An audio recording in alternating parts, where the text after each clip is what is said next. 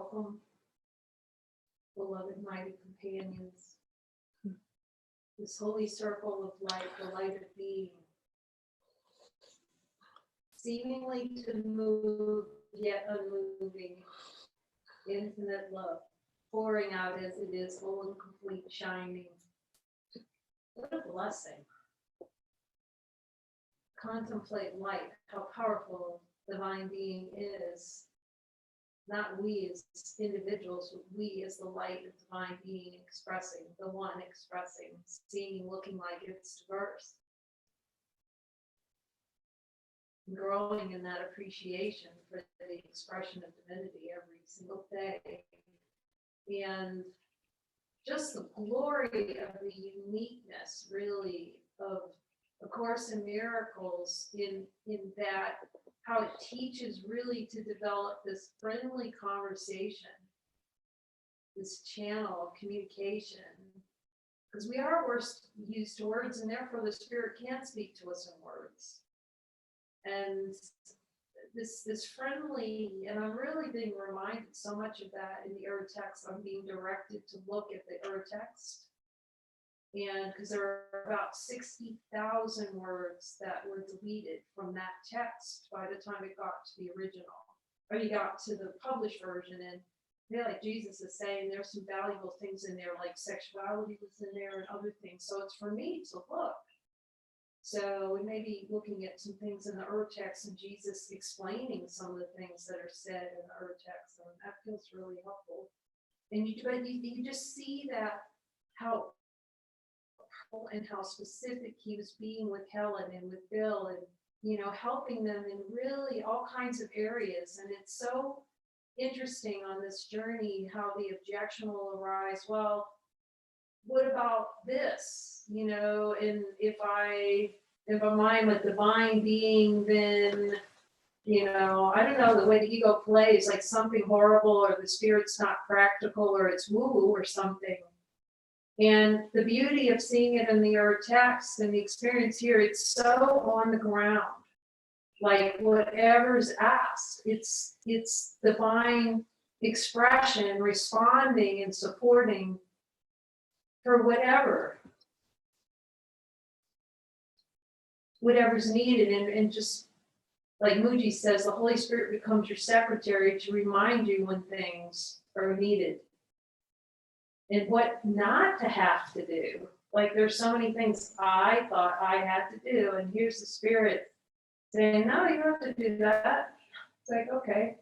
It's so practical, and thing that I've been contemplating, that the power of this is, and you see it, right? As we go into the Course and doing these Course lessons with Jesus, like really deeply, and asking him for an understanding of each thing, is what's unique about it is to search your mind, to spend every day searching your mind with him, so he can say, okay, there it is right there, look at that, look at this, without guilt. Like, yes, things arise as we're kind of going through our day, but those moments, like in the morning, every morning, that's what I spend. We have a 6 a.m. contemplation, a silent contemplation, go empty-handed to your God, which is really beautiful. And for here, I just spend that time asking Jesus, okay, show me. And it's so beautiful, sitting in the jacuzzi, okay, show me anything. And I just see the speed of it, because it opens up the mind to have every single corner of it available to divine expression, nothing hidden. And he says that in the urText, admitting that there isn't anything you would hide if you could, because to try and hide something is to try to hide from our true selves.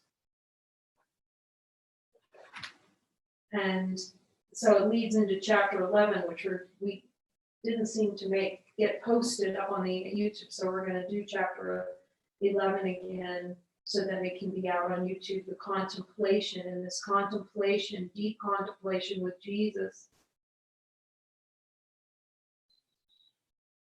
about the desire to deny love, and how this is just at the crux of it, because there are so many contemplations, and it's helpful, because going in silence to God and really in contemplative prayer is really beautiful. And in contemplative prayer, they're doing something very similar to looking at denials in contemplative prayer. That it's the same thing. You go naked to your God, and then you have to be revealed, okay, where am I denying infinite being, what I already am? That is such a powerful admission, because the fight is always the fight to defend against looking at denials. Every argument is an argument to keep ourselves from looking at where the denial of divinity is. And with this is the search mind. Like, we come together to search the mind, to go, okay, Jesus, bring into my awareness, where's the desire to deny love? So in chapter 11, he says, you believe you can undermine God's plan for salvation, and that your will has greater power than his will. Okay, so Jesus, please show me any areas where I believe I can undermine salvation.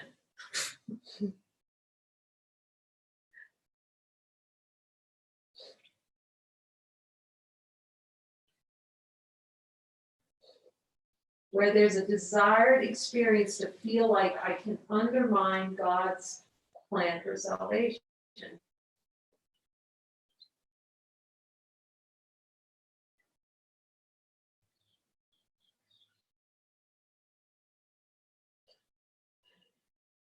You start to see that's like the whole gig of it.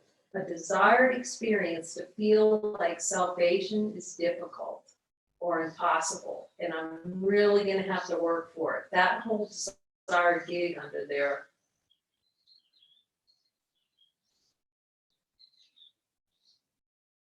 That's the collapse of time, to see that we think salvation is in denying salvation for ourselves. That's so fair. Even though we can see, here's infinite light. Okay, let's look and see infinite light. Be able to just notice when the mind reflects on infinite light, what the experience of it, what happens to the body.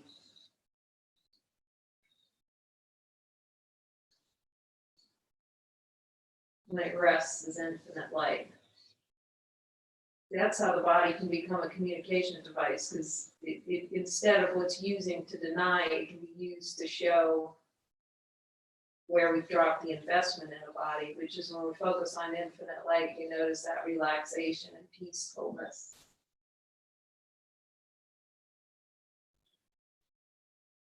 And it's like, well, that can't be sustained. And then we go, well, who's saying that? That's our natural state. Relaxed. So Jesus, show me any desire for salvation through undermining God's plan for salvation. Because that's what we go. Because the light's here. And if it's not constant peace and relaxation and just marinating as this infinite love, then that means it's dreaming and undermining God's plan for salvation. Is a desired experience. I'm going to undermine my ability to recognize myself as divine life, even though I know it's impossible. It's abjectly impossible. I see the light. But yet these energies are so far out of our awareness that we need Jesus, the divine light within, to go, there's one, there it is, right? That's the fastest way. It's getting past our own defenses, because we defend the fortress against our own looking. We build like castles of bricks and mortar in self-imposed hell not to look. This is the insanity Jesus is pointing to. But if I really look, but if this didn't, but that's all the self-defense. We don't realize that. We're innocent in that we, Jesus is just trying to, okay, come over here and look right here. I just want to look with you in a moment so I can show you it's zip. I just want to show you a little something over here. Come over here. Come over here in the light. Sit here a minute with me. Okay? Now, let's see. Let's look and see if the light knows what a boogeyman is. You know, does it? So he's so practical. He's going, notice this light and notice it's not trying to get you. And then notice that you're making up that the light's trying to get you.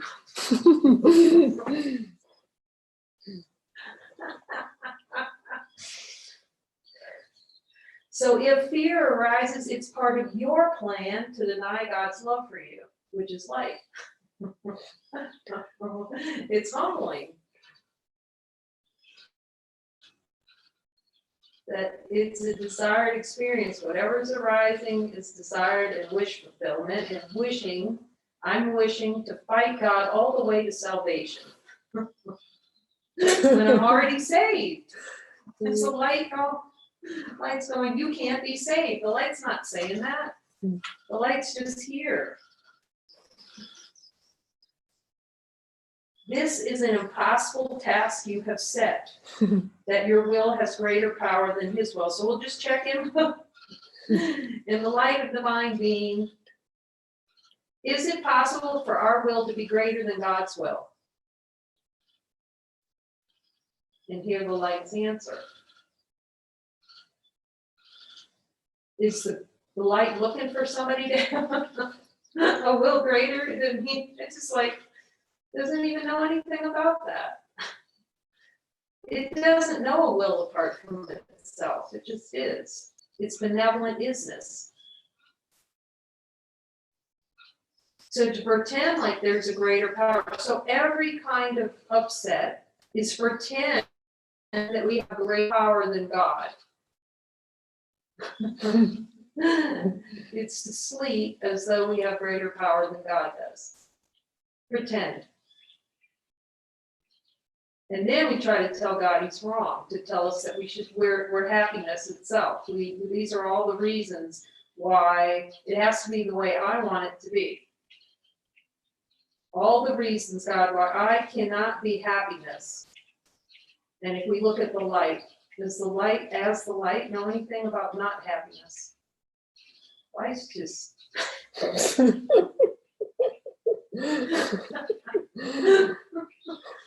Like,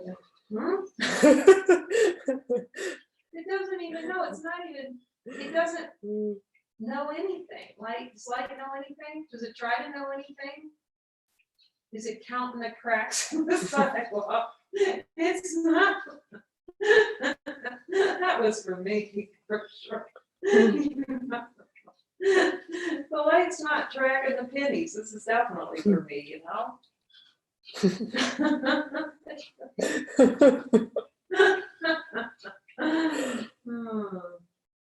And let's just ask the light. Okay, so now we see there's light here, infinite light of being, and we can just ask, is the light willing to assist us with practical matters? And hear the answer. Is the light practical? Or is it so airy-fairy that we're all going to spin off? Really, you have to be practical about it, because these are the arguments that show up in consciousness. It's not going to be practical. I'm going to be burned at the stake by the light.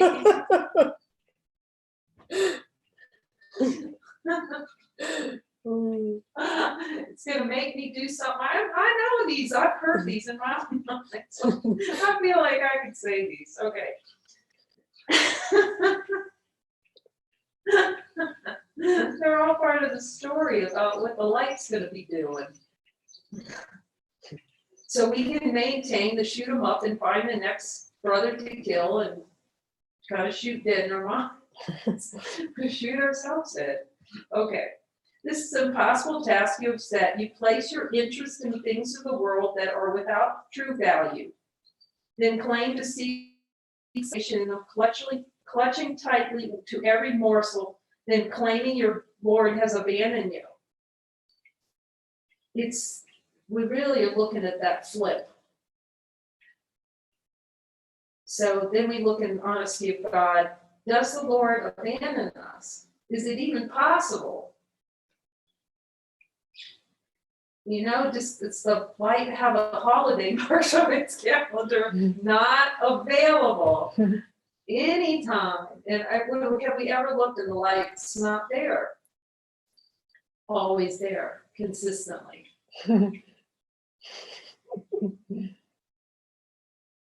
As soon as an object, whatever it is, we'll make something up, an apple, whatever it is becomes separated out from anything else, it's lack of mercy for ourselves. Because we can't see in wholeness then we just see this little object. Like there's an idea in the mind, because I sure wanted to escape this world. I'll tell you, that was my whole, God, I got to get out of this world. I can remember thinking that. It's like, what do you mean, Jesus? I've been doing all this forgiveness and the world looks the same. You know? But it's just not splitting everything out. Everything starts being seen in its totality, in wholeness. And there's no ownership of something. This is mine. There's no energy in that, which is death. Because as soon as there's something owned, then there's a me to own it. And a me is death. It makes really owning objects feel not so attractive. You see how heavy that is in the mind. Really, really heavy on the idea of ownership of objects. Jesus, is there any desire below my level awareness to own objects because they're idols? There is. I'm putting that energy up. You just breathe. But it's self-abandonment. Oh, that's deep. Ownership of objects is to abandon ourselves, to abandon the light, and then go, God, abandon us. Because he doesn't give us the objects that we want. God can't give us the objects we want because the light know what objects are. Mm-hmm. And the light give another object. Does light create objects? That's a really good question. Does the light actually create objects? The light doesn't know what objects are. This is fascinating, isn't it? Light doesn't know everything that you read about the Vedas. Infinite light doesn't know anything about this world. So that's why knowing something about this world is excruciatingly painful. It's not just painful, it's excruciatingly painful. But what happens is because the trick of time spreads it all out, that we lost the signal of dreaming. The little red flag that goes up, wake up. And then we try to put it outside ourselves that something's happening to me, rather than look at it and go, oh, that's just a signal, and I'm saying no to the infinite light. And that I'm infinite light, and therefore have the power to dispel it. Son of God, look carefully at what you have made. It is a self-imposed trick of the desire to experience despair and desolation you have laid out for yourself. Jesus, is there any more desire? Show me the desire for despair and desolation. I'm willing to just look at it really directly with you. And the experience is he just starts bringing the energy. He says yes or no, and just like be present. And then sometimes I realize, like, I'll be looking at these or something, and then sitting in the shower, and then it's like, holy smokes, you just know it. You just know the desire, like you just see it so fully and just let it, like it's a little atomic mushroom cloud, it's nothing, but it just fully present with that, oh, he's right, it just really blooms, but then it can clear.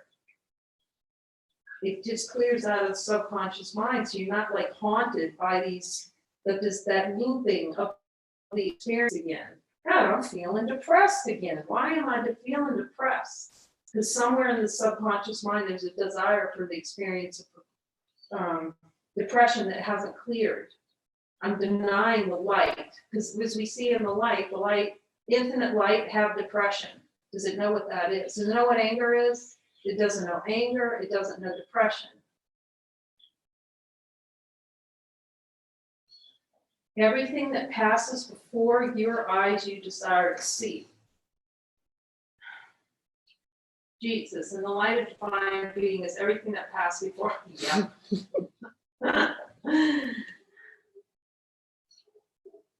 Yeah. Is the light perturbed by what passes before the eyes? Light doesn't know anything about anything passing before the eyes because it doesn't see the unreal. This is really valuable to see that the light doesn't recognize the unreal. Consciousness is the play in the unreal. It doesn't even know what consciousness is. These are things you just discover by direct experience. It's already known, but then we pretend like not to know it, so we could play in the consciousness arena. Mm-hmm. To play in the dead zone. The answer is already here. Yet know if you feel despair, you desire this experience. Everything that passes before your eyes, you desire to see. Every sound that arises in the world, you desire to hear. Just really be clear about this I thing. And then you see it, but then you want to deny it that you see it. Jesus has shown me that I'm desiring everything I see. He goes, yep.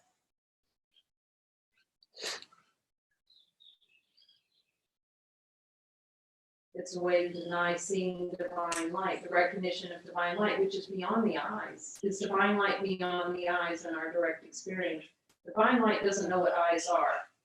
It's a good question to ask. This is a different kind of session. Do we actually have eyes? In the light of divine being, honesty of guys, are there actually eyes? And here's the answer. No. That takes you for a spin. Eyes are a concept, actually. Yeah, today we can learn in class. Oh, my eyes are a concept.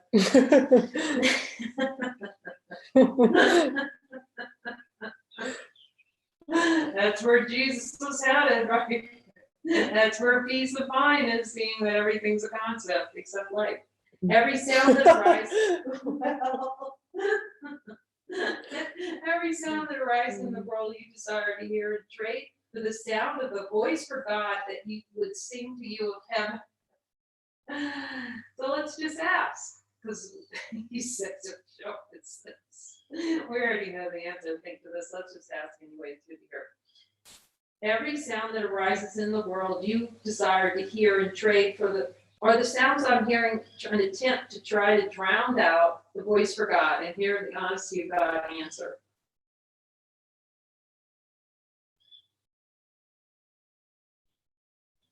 Yet the Holy Spirit can retranslate them to the reminder of God. God is in everything I see. God is in everything I hear. It's a reminder because it's arising in us.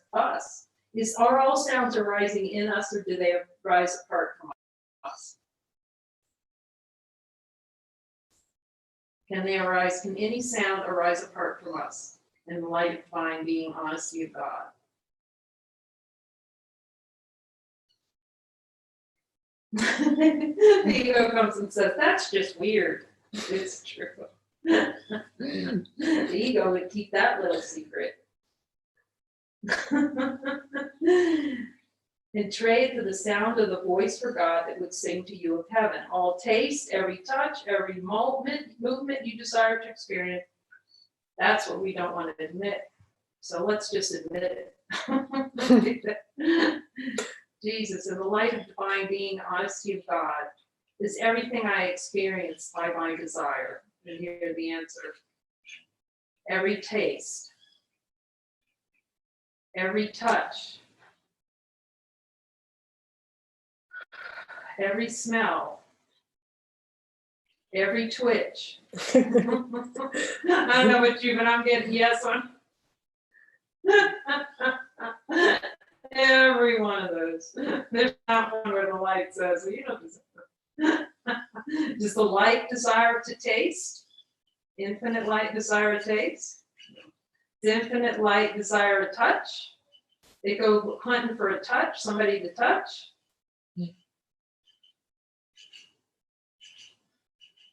Yet this can be retranslated to divine expression, where you reach out and touch as an expression of the infinite in wholeness, but not to get something. That's why we're being retrained, light training, to express as divinity. That's light training.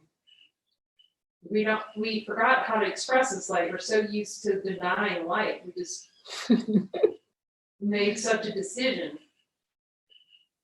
And we can ask divine light, have we forgotten how to express as divine beings, and hear the answer?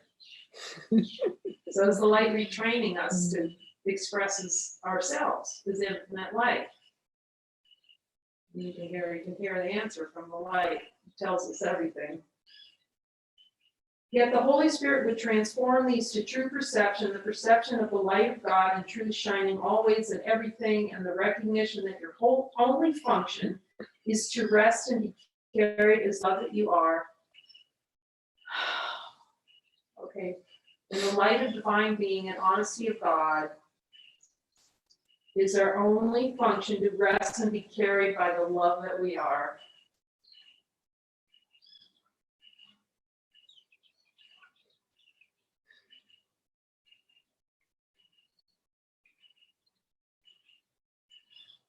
This is seeing that nothing has any dominion over love. The ego's plan is to have a few thoughts have dominion over love. Is it possible in the light of divine being for any thought to have dominion over love? Any way, sideways, upside down, left or right, can any thought ever have dominion over infinite light? This can't happen.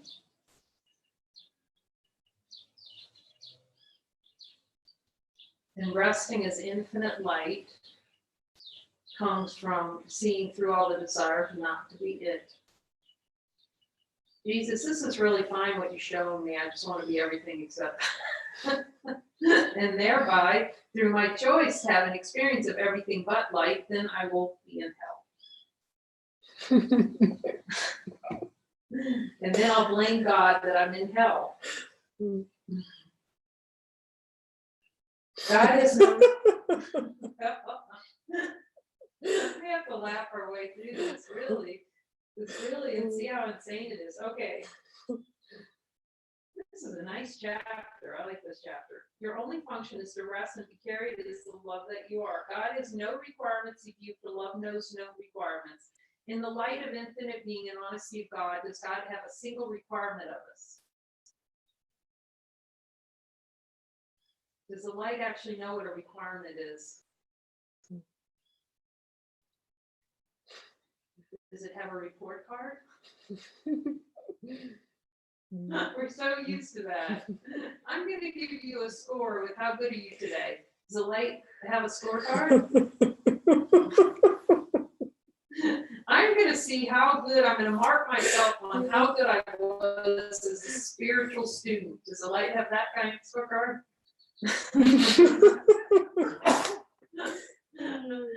Does the light score how many times someone does a lesson in a day? The light just goes, get the lesson. The light doesn't even say that. The light says, you are the lesson. You are the lesson. Oh, that's hilarious. They're so adorable. Okay, love is. See easily that the light within, knows nothing of taste, nor smells, nor touches. It knows nothing of problems, or burdens, or heaviness, or sadness, or suffering, or other. That's a relief right there. The light know anything about suffering. It's like not even register on the Richter scale. Doesn't even have a Richter scale. Would you lay your head on the pillow of death and destruction, of desire for experience, rather than simply look with me to see that what you have made and how it holds no power over you? All the pain is in not looking. That's what Jesus. All the pain is in not looking. The refusal to look is pain. Yet the ego goes, oh, you know, you're going to find something horrible. I know that game. Play that game for a while. Now it's like, show me, show me, show me. Effortlessly, a world arises within you as a dream, as it cannot be apart from you, yet you define it as acting on you to harm you and punish you. You fear your own miscreation of time and space and form. Jesus, is there any fear to the miscreation? Okay, show it to me. Fully let the fear of the miscreation rise into my awareness, the desire for the experience of fear. See, the ego would have us believe that that fear comes out of nowhere. It just happens. Infinite light's telling us no. That fear is appearing because you're dancing with the devil by your desire and wish to have that experience of fear. And as infinite light, no such thing is required of you. Just a single thought believe and you make a dream of a world real to you. Let us look quickly at this just a moment, yet a moment that is in eternity, the true light within upon which every reflection of this world depends.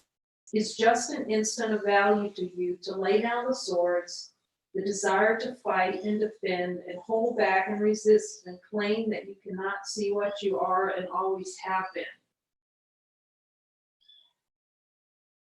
Just seeing the futility of that duking it out with the light is helpful. Is to see that we're duking it out with our own thing happening, but feeling like crap for doing it. I'm not feeling like crap because you desire to feel like crap.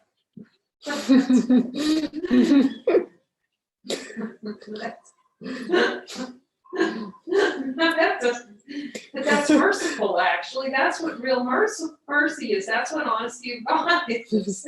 It's not the, you know, it's not, that's not how we speak to our brother, because it's not for our brother to say that to our brother. You feel like crap because you desire to feel like, no, it's for us to look with Jesus to see where we feel like crap. Because there's no one out there, there's not a brother out there feeling like crap. Crap is an appearance in the one that has to be seen. It's unreal.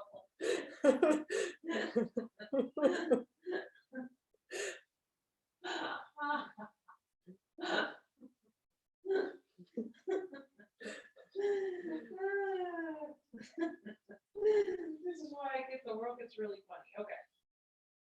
To fully accept that you are only the lamp of God, and cease to deny. To see that no swords are fighting or resisting or holding back or defending changes what you are. No ideas, this is so fabulous. No ideas to fight against today. That's a breathe and a sigh of relief. No illusions. Just one day. We just try it out, see how it works.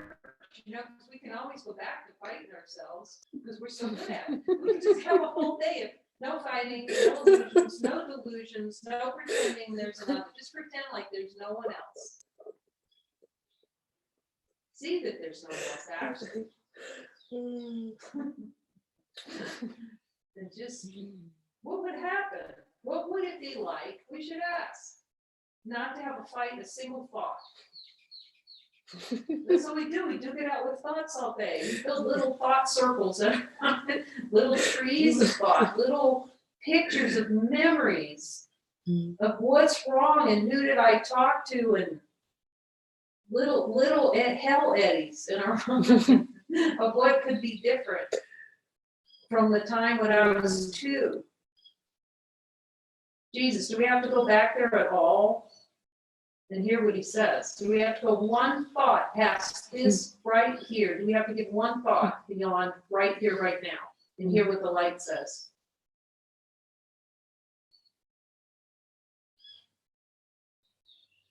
I don't hear it coming in. That we need a single thought, actually. What do you hear? It's good to compare notes.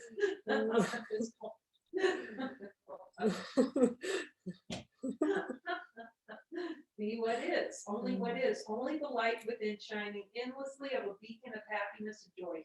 Beloved, this is all there is for us. Happiness. How happy would we be without a single thought in our head? That's peace. I've just really been talking to Jesus about, okay, Jesus, show me every desire for thought.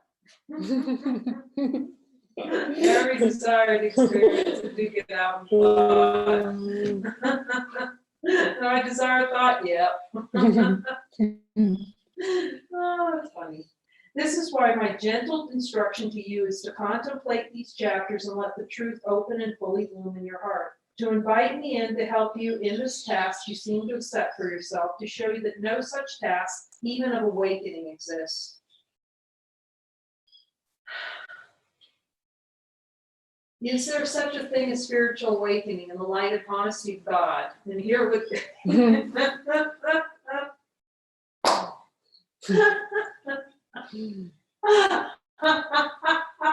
that's the ego's hoodwink. That's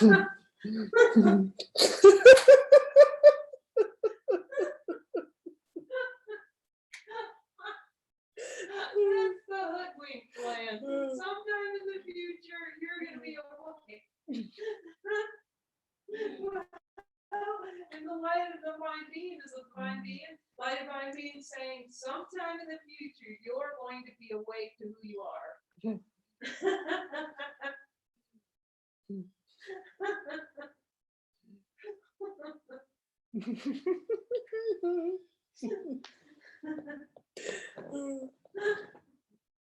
They're amazed, and the ego goes, what? The ego's head comes up. What do you mean? A future to be awake and lit. Where's my role? What am I doing? Am I chopped liver? Yes. This is how desperate we are to make the ego exist, really. That there's an ego. When we talk about the ego is the desire that we have to experience an ego. That's what's hilarious. There may seem to be assignment, yet no, God has no task for you as he sees you only as love. So it's good to check in with the light of divine being. Have any tasks? Does it go, and here's what you're going to do? Does it say, I got the action list, the honey-do list? That was such an idea that there's something to do. Yet the body can be really active. There can be an activity, but no one's, love is just expressing in that. And with an energy, like there's just an energy of it. But it's not for anything. People start telling you all kinds of things like, oh, thank you for that. And it's like, but I didn't do anything. You can't find that you're doing anything. When that proving and those sorts of things starts falling, you're like, you're not doing it for anything. You're just, we're synonymous with the Father. So there's those ideas wash out that you're doing anything. You can't find that you did anything. That sounds insane in the world, but it's really happiness. God has no task for you as he sees you only as love. Know that these assignments as given are a gift from the Father to assist you in remembering that you are and always have been loved dearly by him.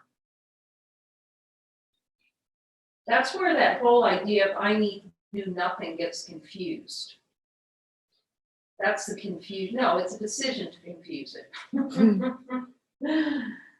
Because if we look with the light of divine being, does divine being confused that there's nothing to do? It understands this. Is there anything to do to be divine? Yet the assignments that come in are to undo the idea that there's someone doing. That's why we follow the Holy Spirit to the T. And to see that we're beyond a body. That's what those assignments are for, that there's not, that we can do anything Jesus asks, because Jesus is us, and we have the power of God behind us. These assignments are a gift from the Father to assist you to remember that you are and always have been loved dearly by Him. You have hidden your treasure, your worthiness, glory granted you by God the Father from yourself in the world. So each desire revealed to the light of truth is your release from a self-imposed dungeon that never happened. You are life itself. And to accept my offer to assist you is to accept yourself as the Father made you. Life everlasting. Amen.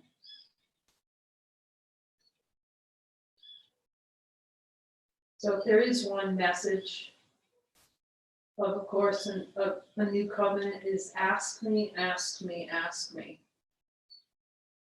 At least for me. I must have needed that message. But it's ask me, ask me, ask me, and ask me quickly. And it just brings to mind what he says in the urText. And it's in the course too, I believe. Conscious miracles can be misguided. That's why we have to ask him. Can you repeat that? Well, he says that conscious miracles can be misguided. Conscious miracles can be misguided. Because it's saying, checking in with them, that if consciousness gets involved, it's going to be wanting to perform all these miracles. It'll get involved in miracles, in defining miracles and what miracles are. So that's why it's good to go to Jesus directly and go, do I need to look at this? You know, that kind of level of specificity. And he says that in the urText. I can't remember he says it, but he's really very specific. And the other thing that really stood out to me in looking at the urText too as well, what he was saying to Helen when she was writing that text, and he said, I will come in and correct it, but you must ask me. And I saw that with this. I mean, I can see we need to go, develop that habit of just going to him constantly for correction. He was trying to mind train them to go to them for correction, to light train, to go to him for the correction constantly. And to be that diligent about it. And I could see that same thing with this text, how he would set it up like for Anya and I to go through it together just for that constant going to him. Is this what is this sentence, is this period, is this dash? Because it's not about dash or the period or the sentence. It's about the attentiveness to being able to hear beyond a personal self what he's saying, what serves totality, and what is the divine expression. And it's really helpful. For here,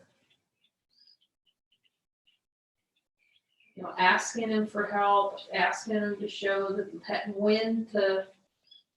Because I see how the ego really got involved, and I'm gonna fix this, and how he gets all in the kerfuffle, where he's really off that super consciousness to keep it really simple, like through these light circles. It's very simple, it's very direct looking.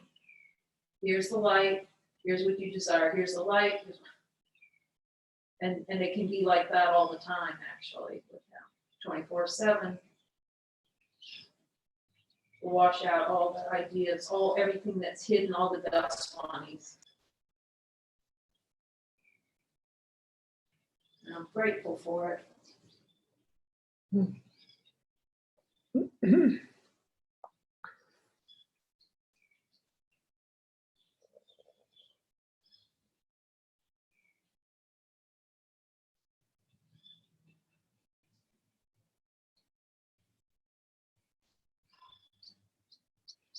And that's really the message. This is for everyone. It's not just like for a few that can hear Jesus, or just doesn't work like that. That's the other message. He's showing and through the demonstration of these light circles, that we're all here and we're hearing the same answer. Amen.